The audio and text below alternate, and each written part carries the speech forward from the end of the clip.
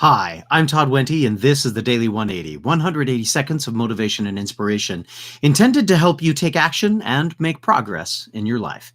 This is episode 433 of the Daily 180, and today we're continuing our series of U words by talking about the word upside and its impact on us being able to make progress.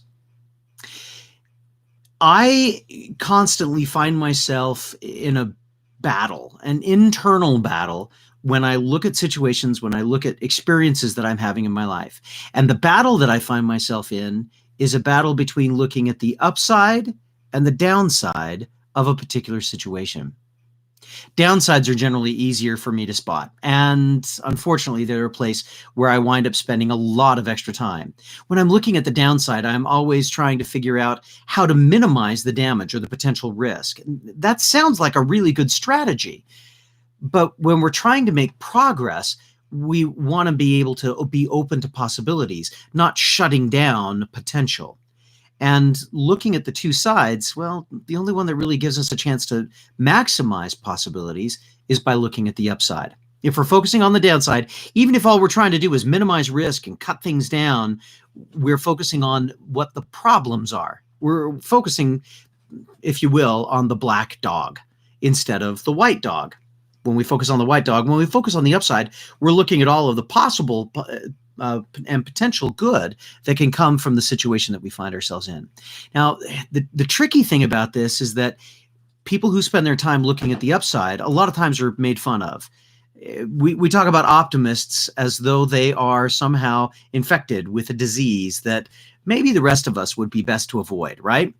We'll run around and we'll say, oh, you're an optimist. You're one of those optimist people. You're optimistic. You're always looking for positive things to happen. Well, you know what? Yeah, I am. At least I try to be, because when I'm focused on the good, when I'm focused on the upside of the situation, I generally am finding better opportunities and opportunities that can be explored, exploited, and capitalized upon.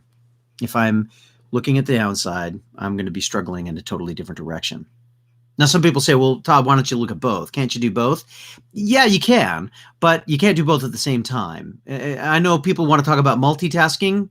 The brain doesn't do that really well. The brain microtasks. It can switch between one and the other and one and the other and one and the other.